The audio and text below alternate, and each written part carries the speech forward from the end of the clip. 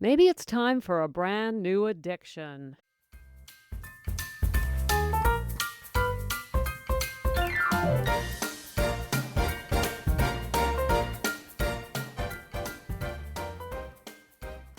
Welcome to Sobriety Snippets for Ambitious Women Over 40. Today is Sanctuary Saturday, a segment of the snippets where we address those of you in the first year of sobriety. That first year, that ever important first year. It's a tricky one. It really is. We go through a lot in that first year, and not a small part of it includes thinking we're done, thinking we're healed, thinking it's all over.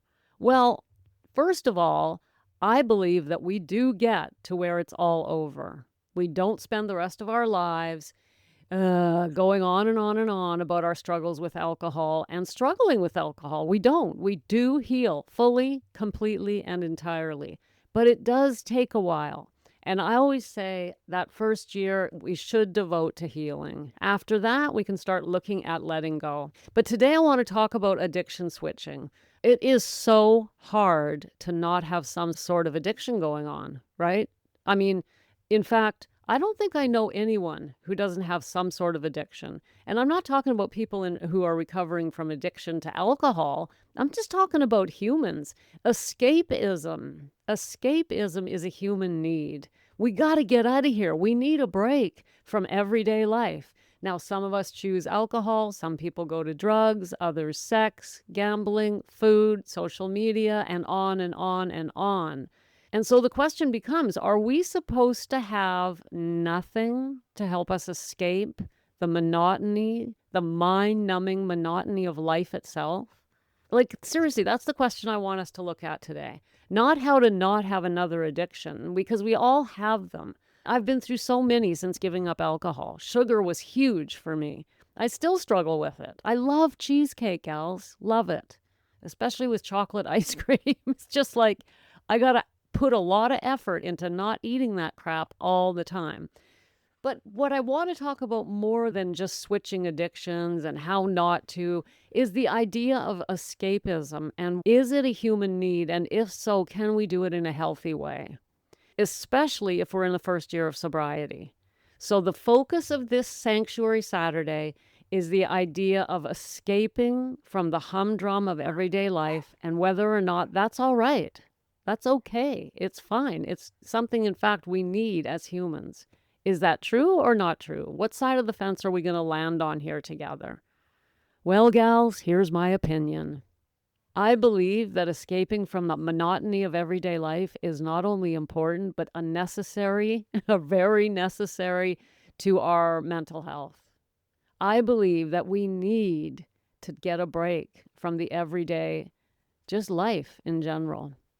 But there's a fine line, right? This is a fine line that we have to walk because we can fall so easily off the edge into addiction. As I said, it could just be Netflix, but even Netflix can take our life into horrible places. If we're just sitting there binging, and wasting our lives, that is serious, right? It's like doom scrolling on social media. Well, these are serious addictions. What I want to talk about is the fact that I believe we do need to escape. And if we accept that, believe that, and make it a part of our healing journey, we can do it in a responsible way and actually intentionally. We can do it with intention and use it as an opportunity for growth. So I hope that excites you. That's what we're talking about here today. So first of all, why do I say that escapism is a human need? You know why? Because we are not these bodies. We're actually the energy inside the body, or as some people like to call it, the soul, or we're spirit. But we're not these bodies. These bodies die, but we don't. And so I believe this inherent, deep, deep need to escape the humdrum of everyday life is actually the soul craving escape from the body. We want to go home in spirit, and we're trapped in a body. Now, we don't think these thoughts. We don't wake up in the morning and go, oh, this body sucks, man. I can't wait to get out of it. Or we'd all be dropping like flies on suicide. Now, that's not what it's not conscious. It's not a conscious desire. But I believe that deep down, that is exactly why we kind of always are scratching and scratching our heads and trying to find a way to feel more comfortable here on this planet, in this life that we're living. But gals, let's be a little bit more methodical and scientific about this. There are actually three types of escapism that I've found. The first is straight biology. Our brains are wired for homeostasis. Wired, in other words, to balance stress and rest. And when everyday life brings unavoidable pressure, right? Work, relationships, survival, uncertainty, whatever, escapism gives the nervous system a break. And by that, we can do it through play, entertainment, imagination. There are healthy ways we give the brain a break and allow it to return to homeostasis.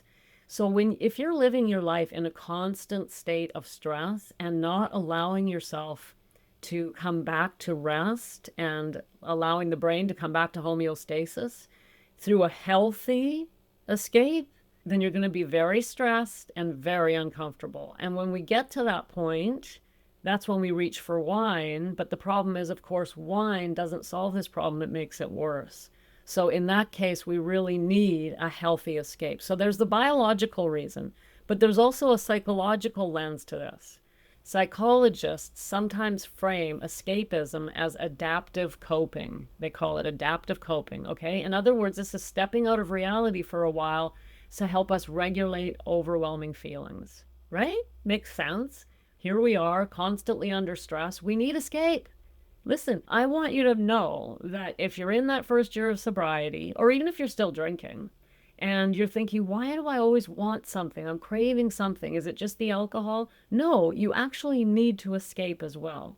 So we know the biological reason. Psychologically, you do as well. We need a rest from the everyday concerns of life. Just psychologically, mentally, we just need a break from it, right? Again, though, there's positive escapism and negative. We can go into alcohol, drugs, all the other things that I've already listed, or we can use things like reading, hiking, creative hobbies, a lighthearted movie, things that help us return to a happier state. So again, we see escapism being necessary and healthy.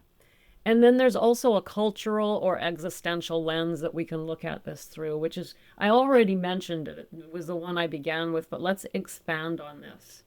Human life comes with weight, right? Like an awareness of mortality, imperfection, uncertainty, the idea deep, deep down that I don't think I even belong here, right? Because as I said, we're not the bodies. It's something so much deeper. It's hard for us to even put our fingers on. And throughout history, people have sought escape through storytelling, art, religion, music, dance, even gossip becomes an escape. It's not just distraction. It's a way to experience meaning, wonder, and alternate realities beyond the grind of survival. Again, gals, we need to escape. It's one of the reasons we have myths and epics and fairy tales. These are mental vacations. Going to the movie to escape for 2 hours is not bad for us. It's necessary. So the question in our first year of sobriety isn't, why do I keep running? Why can't I just be present? I need to be present every moment, be here now. I disagree. I believe we need to escape, but we need to decide what kind of escape is okay for us, when we're going to do it, and how we're going to do it, and how we're going to use it to grow. For example, a solid meditation practice, that's escaping. If that's not escaping, I don't know what is, but it's good for us, right? It's also very difficult. Most meditation is just a massive effort as opposed to being feeling, it takes a while, let's put it that way. It takes quite a while before meditation feels like a nice escape. For many of us, especially in early sobriety, it's just effort.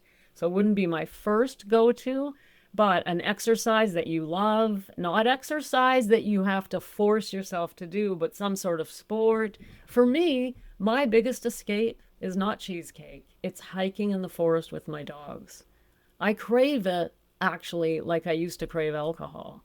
When my husband knows, oh, it must be time for a walk, right? I just have to get up, get out, and walk. And I do it summer and winter. I just have to get out into nature. That is my healthy escape. If you're not allowing yourself to escape, then you're missing out. It's a big part of your journey, a big part of your sobriety journey, a big part of your healing. So today, gals, I'm giving you permission not only to escape, but to be intentional about it. What is your favorite escape? Maybe you have several of them.